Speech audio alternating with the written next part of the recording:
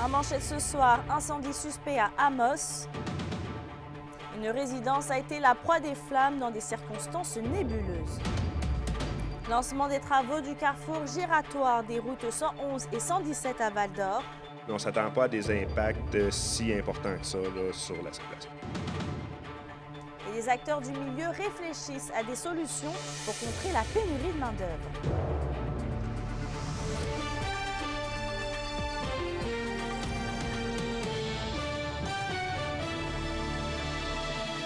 Bonsoir tout le monde et bienvenue parmi nous. 24 heures après qu'un incendie suspect ait ravagé un véhicule à Amos, c'est au tour d'une résidence d'avoir été la proie des flammes dans le même contexte assez nébuleux.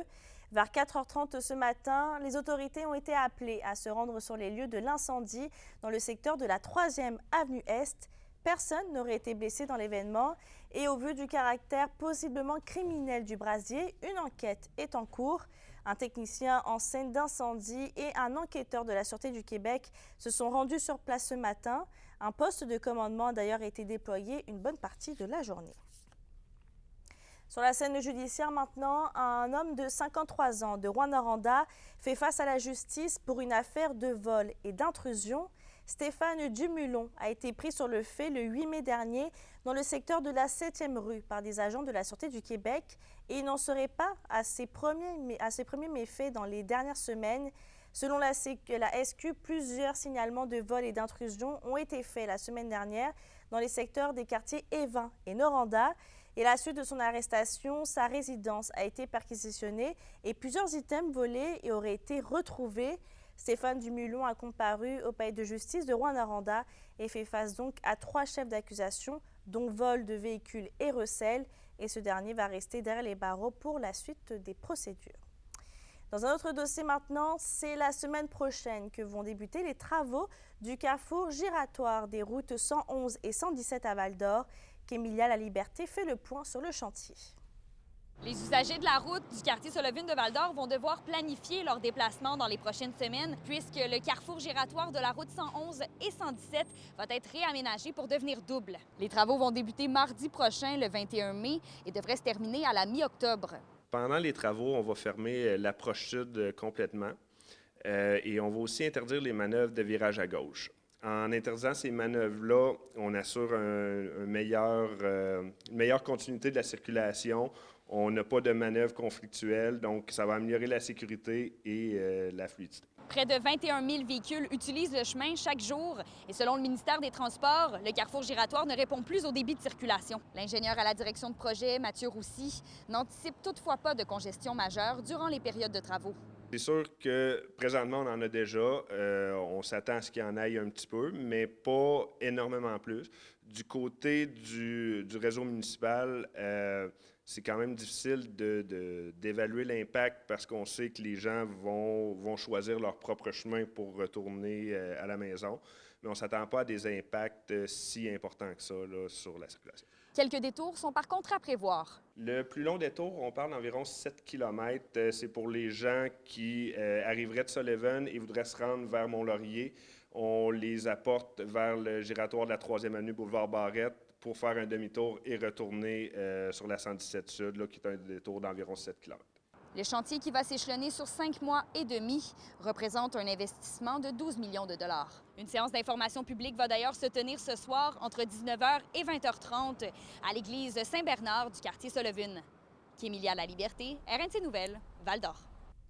Et c'est aujourd'hui qu'avait lieu la première édition du salon Solutions main-d'œuvre au centre de congrès à Rouyn-Noranda. Et Alexandre, les organisateurs souhaitent offrir des solutions concrètes aux entreprises. Oui, tout à fait. C'est un exercice qui se pose évidemment en contexte d'importantes pénuries de main-d'œuvre dans la région. Plusieurs entreprises locales étaient donc appelées à assister, partager, s'entraider, car au final, ils vivent tous les mêmes enjeux. Au menu, un panel d'entrepreneurs qui partageaient leurs expériences, des kiosques d'entreprises offrant du soutien et des conférences de spécialistes. Les intervenants sont confiants que la journée va pouvoir apporter des solutions concrètes. Des pistes ont été partagées, telles que l'ouverture et l'inclusion. Je vous laisse écouter d'abord une des personnes qui pilotaient cette journée, suivie de la directrice générale de Vision Entreprendre Abitibi-Témiscamingue. Mais l'idée, c'est vraiment de prendre un temps de recul, un pas de recul pour se dire comment je pourrais faire différemment pour mieux me positionner dans mon environnement d'affaires. Il reste toujours de la main-d'œuvre, une main-d'œuvre à laquelle on pense moins. Donc, ce qu'on appelle, nous, des personnes issues des groupes sous-représentés. Donc, on pense, par exemple, aux femmes, aux personnes en situation de handicap, nos travailleurs d'expérience, nos personnes judiciarisées, nos personnes immigrantes, les personnes d'identité autochtone. Et ça constitue un bassin de main-d'œuvre de l'équivalent de 4000 chercheurs d'emploi au moment où je vous parle.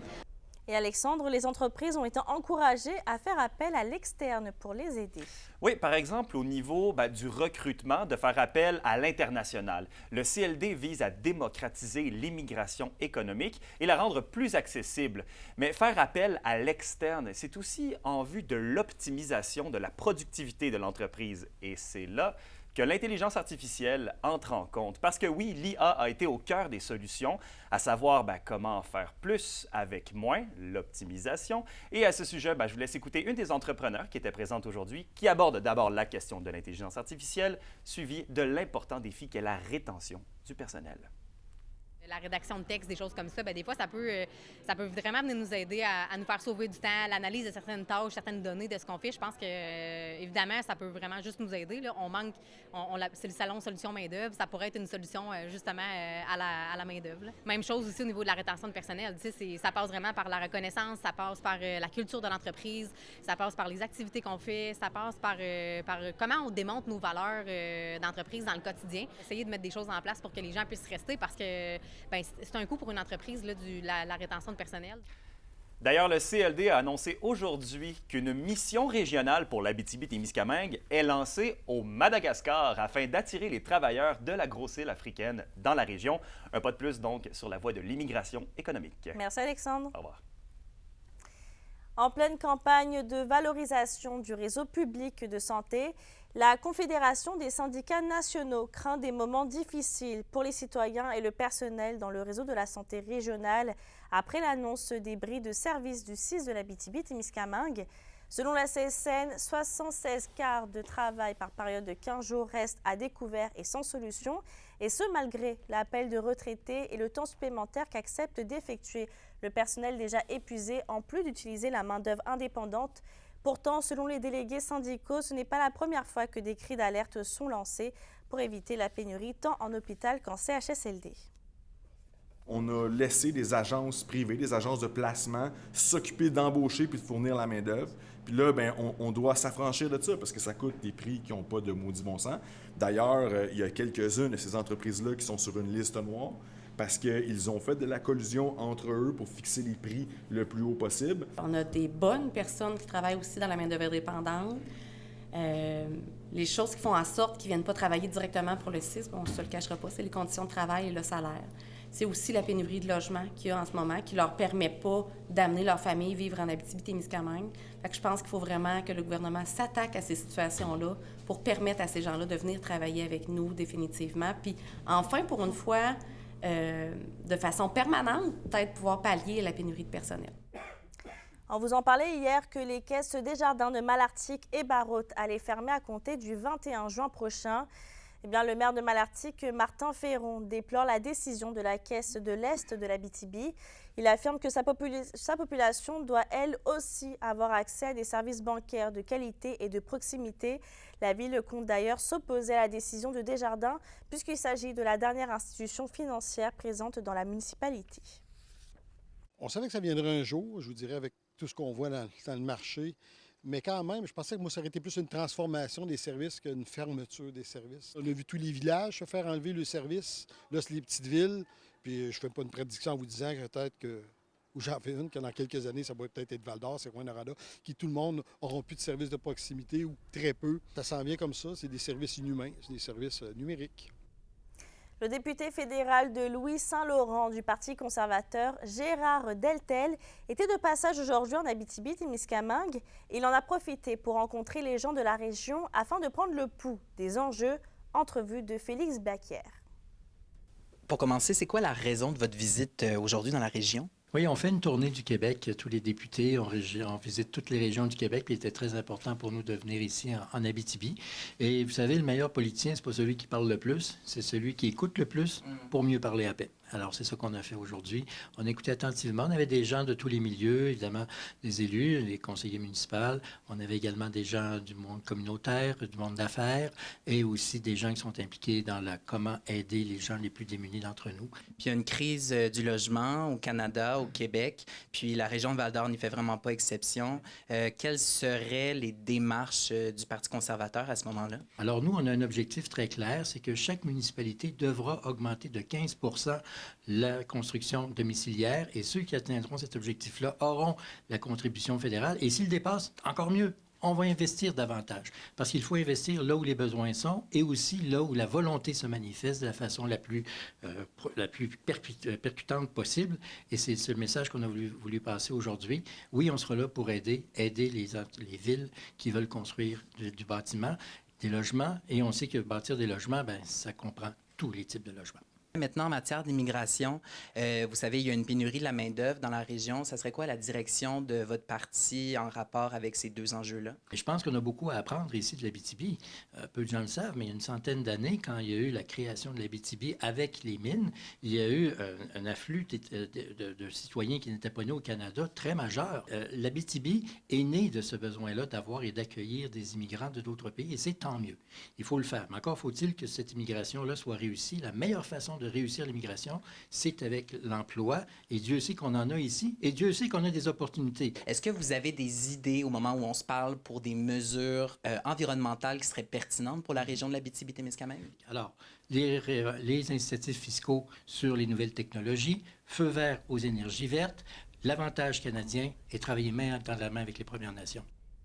Les citoyens de la MRC de la Vallée de l'Or vont dorénavant avoir accès à un guide qui va être dédié à la gestion des sinistres. L'initiative vise à fournir des conseils aux résidents confrontés à des situations d'urgence grâce à la contribution conjointe des services incendie de Seine-Terre, Val-d'Or, Malartic et Rivière-Éva. Le guide va être disponible en ligne sur le site internet de la MRC. Dans le fond, ce guide donne des trucs, des conseils lorsqu'on est victime d'un sinistre ou après aussi comment, quand on revient d'un sinistre, qu'est-ce qu'on a à faire, les actions posées. Ça donne des trucs aussi pour avoir une trousse de 72 heures d'urgence et également, des fois, les papiers qu'on devrait avoir avec nous, qu'on devrait peut-être être conservés s'il nous arrive quelque chose pour nous aider à nous remettre sur pied. Dans le monde minier maintenant, Sayona annonce la découverte et l'expansion de nouvelles zones minéralisées sur le site du complexe Lithium Amérique du Nord. Les nouveaux forages effectués à leur complexe de la Corne ont permis d'identifier une minéralisation à haute teneur en lithium au nord-ouest, au nord-est, au sud-est et en dessous de l'enveloppe de la fosse de l'estimation des ressources minérales. Ces découvertes pourraient, selon l'entreprise, représenter un ajout substantiel au portefeuille de ressources du complexe LAN. La compagnie estime aussi que ça pourrait contribuer à prolonger la durée de vie de la mine. Sur un autre sujet, avec le nord du Québec et le Saguenay-Lac-Saint-Jean, l'Abitibi-Témiscamingue trône parmi les régions avec les gens les plus satisfaits de leur habitation. Selon les plus récentes données d'Espace Proprio, c'est 80% des gens d'ici qui se disent d'un avis favorable. Et de manière générale, la proximité avec la nature, la recherche de tranquillité sont ce qui enchante les 2014 Québécois interrogés au début du mois de décembre dernier.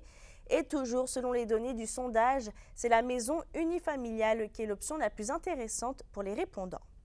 Vos réponses à la question du jour TVA. Une présentation de la clinique infirmière Nord-Ouest partout dans la région. Nous vous offrons des consultations rapides avec des infirmières et infirmières praticiennes spécialisées et un nouveau service de téléconsultation. Contactez-nous pour plus d'informations ou visitez notre site web. Et à la question du jour, on vous demandait « Aimez-vous vivre en Abitibi-Témiscamingue » Vous avez répondu oui à 93%.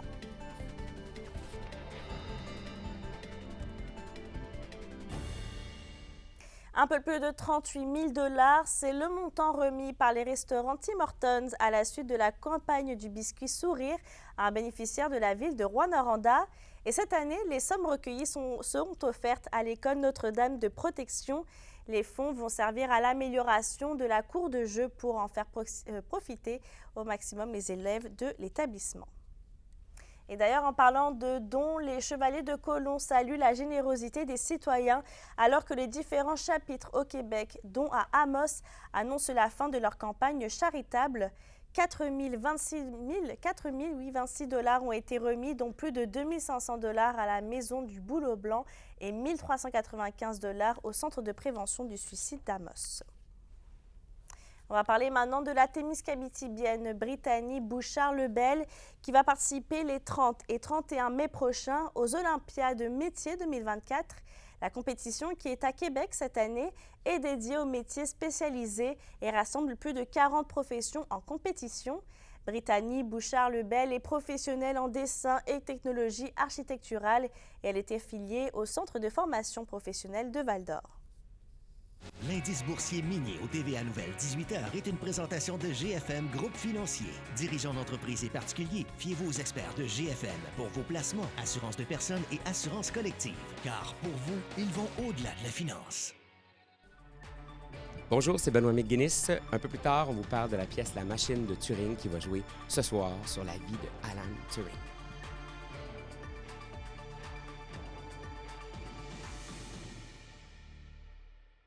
Les SADC de l'Abitibi-Témiscamingue et du nord du Québec vous présentent la bonne nouvelle économique TVA. Initié par le Carrefour Jeunesse Emploi d'Abitibi-Ouest, le Fab Lab La Shop offre dans ses nouveaux locaux à la Sarre un lieu où les jeunes de 12 à 35 ans découvrent leur potentiel entrepreneurial et explorent de nouveaux métiers en favorisant des opportunités uniques d'apprentissage et de développement personnel et professionnel. L'organisme crée 3 emplois et soutient plus d'une centaine de jeunes.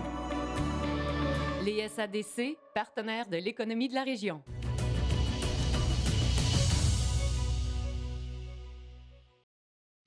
La chronique culturelle vous est présentée par Bruno et Jasmin Leclerc, denturologistes. Des cliniques à la fine pointe de la technologie pour vous servir à La Sarre et à Amos. Et Stéphanie, c'est ce soir au Théâtre du Cuivre de Rouyn-Noranda qui est présenté à 19h30 La Machine de Turing. Oui, Mélissa, les spectateurs vont pouvoir découvrir l'histoire vécue d'Alan Turing. Alan Turing, qui est un mathématicien, cryptologue britannique, pionnier de l'intelligence artificielle. On nous promet une pièce remplie de grandes réflexions en compagnie du comédien Benoît McGuinness. On a très, très hâte de vous y voir.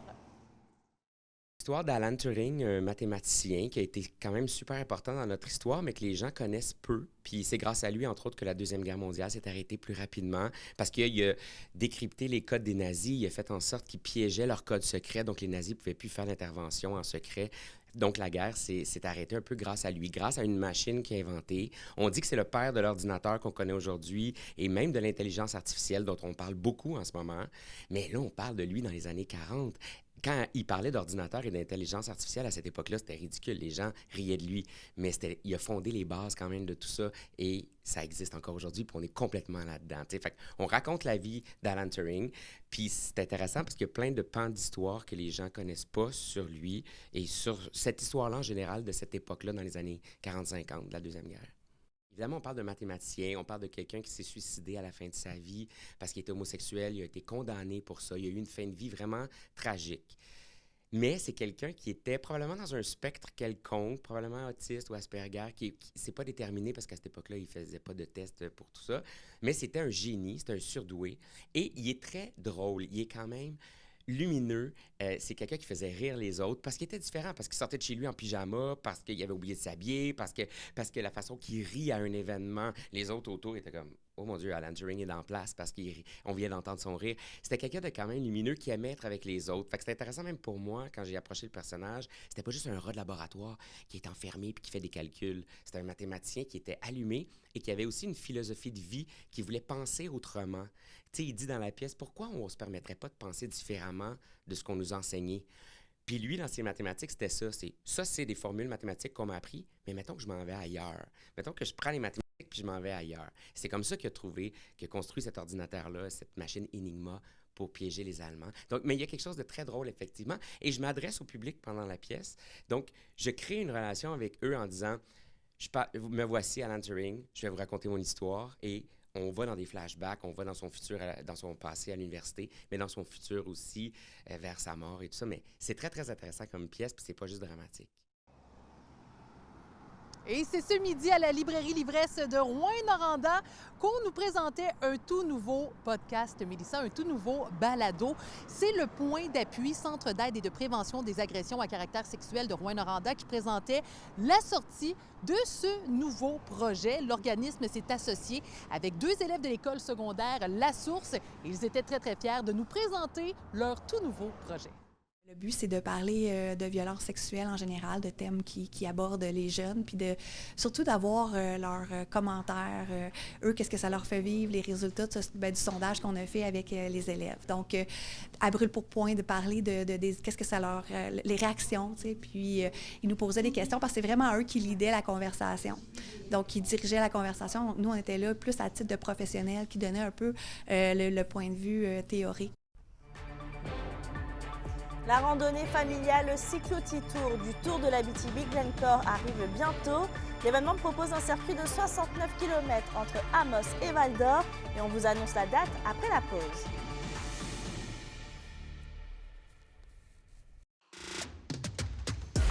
Les sports vous sont présentés par Thibaut GM, votre concessionnaire de confiance à Rouyn-Noranda, là où qualité et choix se rencontrent. On va parler de vélo maintenant. Le Tour de l'Abitibi-Glencore annonce la randonnée familiale Cyclotitour le 16 juin prochain. L'événement propose un circuit de 69 km entre Amos et Val-d'Or. Les cyclistes sont attendus à 9h30 au Théâtre des Esquerres à Amos et des collations et du transport vont être disponibles pour les participants. Pour s'inscrire, les informations sont disponibles sur la page Facebook du Cyclotour ainsi que celle de la ville d'Amos. La météo, une présentation de Nicole Auto de Lassar, la capitale du pick-up. Vous y trouverez toujours le meilleur choix, toujours le meilleur prix. À la météo Stéphanie, on attend de la belle température pour demain. Oui, on s'attend à voir du beau gros soleil. Mélissa, on adore ça, hein? Eh bien, d'ici là, on a quand même pour l'Abitibi quelques nuages. Ça devrait se dégager d'ici la nuit avec un minimum de 1 degré. Au sud, on a un dégagement minimum de plus 4. Pour demain, retour du soleil pour l'ensemble des secteurs. On a maximum de 20 degrés au nord, maximum de 18 degrés pour le sud et un aperçu maintenant pour vendredi. On s'attend à des averses avec un maximum de 18 degrés pour l'Abitibi, des nuages pour le Témiscamingue avec 60 % de probabilité d'averses et un maximum de 17 degrés. Passez une excellente soirée sous le soleil. Mais oui, merci Stéphanie. Avant de se quitter, la Sûreté du Québec signale la disparition de Magua Papati, un jeune de 13 ans de Val-d'Or. Il a été vu pour la dernière fois le 12 mai dernier en soirée dans le secteur de la rue Self. Sur ce, je souhaite de passer une bonne soirée et on se retrouve demain.